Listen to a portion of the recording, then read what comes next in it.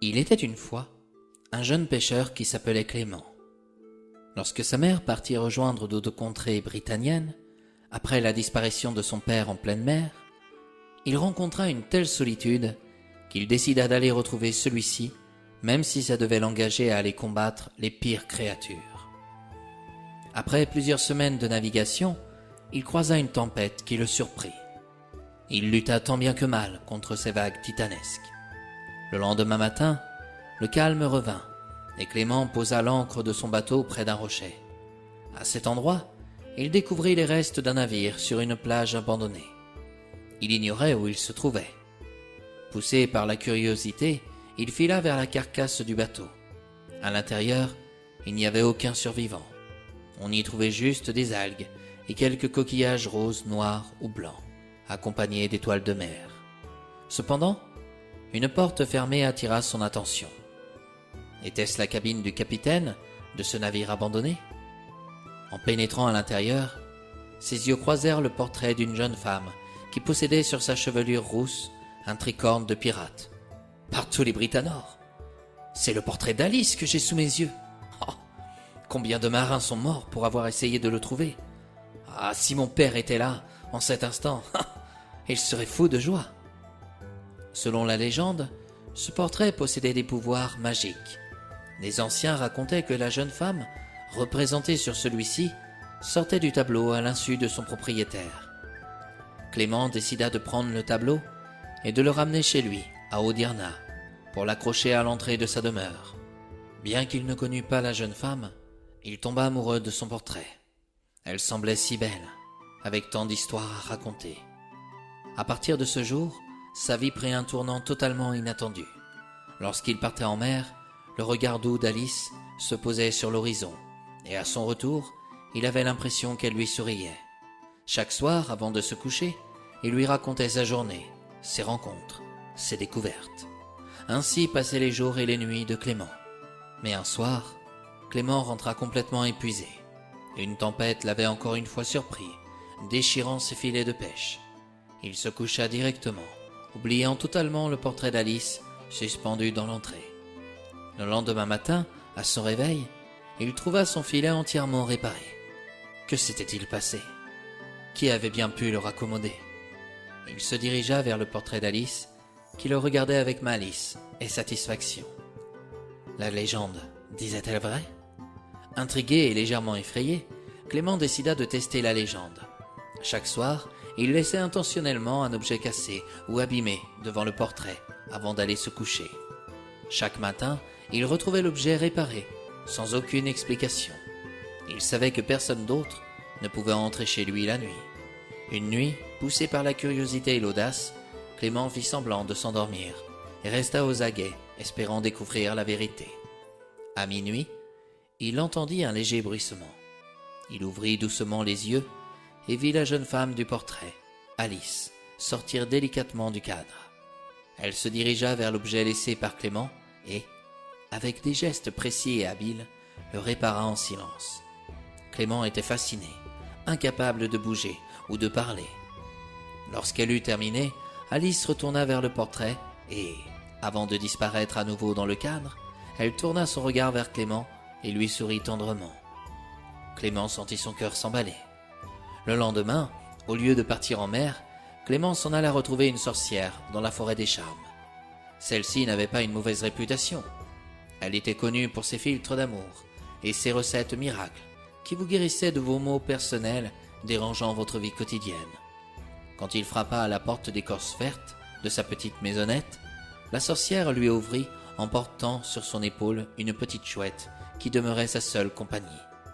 Clément raconta ce qu'il vivait depuis quelques semaines, et la sorcière lui répondit. « Alice est la fille d'un pirate disparu, depuis longtemps en mer. Il est préférable de ne pas la garder près de soi lorsque l'on vogue sur les océans. Contrairement à son père, il se dit qu'elle est d'une pure bonté.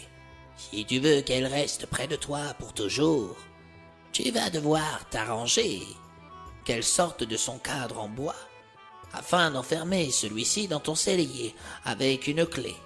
Cache cette clé là où tu veux, mais fais en sorte à ce qu'elle ne la découvre jamais. Alice ne pourra plus retourner dans son tableau, et comme elle sera chez toi, alors elle te sera tienne. » Clément rentra chez lui et effectua ce que la sorcière lui avait recommandé. Tout se déroula comme prévu. Quand Alice ne trouva plus son cadre, la tristesse la gagna, mais Clément la consola et lui demanda directement sa main. Celle-ci l'accepta. Ils vécurent des jours heureux, qu'il fasse beau ou mauvais temps. Leur mariage fut somptueux, et au bout d'une belle année d'amour, ils eurent un enfant qu'ils appelaient Baptiste. Le petit grandit, et Clément vieillit à l'inverse d'Alice, prisonnière d'un enchantement.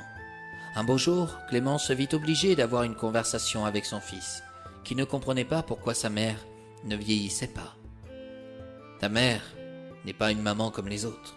Comment ça ? Je ne connais pas ta grand-mère, mais je sais que son père était un pirate. Il était même l'opposé de sa bonté. Comment as-tu pu obtenir sa main s'il était si malin ? Ta mère est prisonnière d'un enchantement, Baptiste. Je l'ai trouvée dans une cabine d'un navire abandonné. Elle demeurait dans un tableau. Ma mère est le portrait d'Alice ? Oui. Mais comment peux-tu laisser tous ces hommes partir en mer pour espérer la trouver, papa ? Te rends-tu compte de toutes ces familles qui ont perdu des proches à cause de toi ? Si je me permettais de dire que j'ai trouvé le tableau et qu'Alice est mienne, nombreux sont ceux qui essaieraient de me voler le cadre en bois pour me l'enlever. Depuis que ta mère est rentrée dans ma vie, tout a changé pour moi. Ma solitude a complètement disparu et sans elle, jamais tu ne serais venu au monde. » Le jeune homme tenta de comprendre son père. Quelques années plus tard, il partit à son tour naviguer pour explorer les différentes contrées de Britannia. Ses parents guettaient l'horizon, attendant toujours avec impatience le retour de leur fils. Baptiste ramena des tissus d'Eternitia, des bijoux de Guérékia, du cidre de Camorra. À chacun de ses retours, la petite famille organisait une fête en son honneur. Alice était fière de son fils.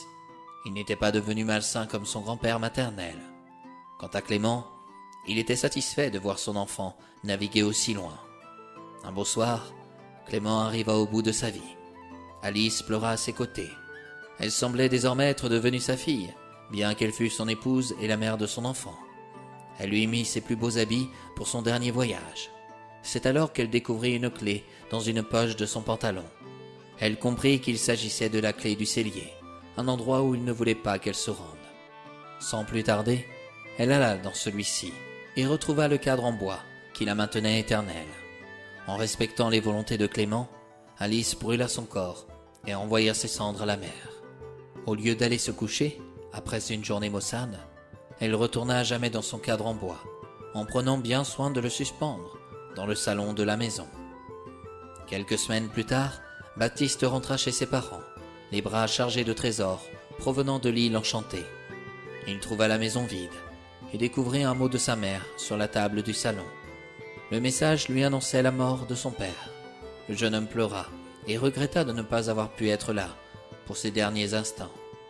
Étonné par l'absence de sa mère, il découvrit enfin son portrait dans ce fameux cadre en bois que son père avait trouvé il y a de nombreuses années. Il l'emporta donc avec lui sur son bateau et repartit aussitôt à la conquête de nouvelles aventures. Et c'est ainsi, mes chers amis, que nous arrivons à la fin de cette histoire. Étant le fils du portrait d'Alice, Baptiste fut protégé par le cadre en bois, jusqu'au jour où celui-ci disparut sur l'île des bandits. Depuis, personne ne l'a jamais retrouvé. Quant à Baptiste, la vie ne lui laissa pas le temps de fonder à son tour une famille, car la mère lui ôta la vie avant qu'il ne puisse y penser.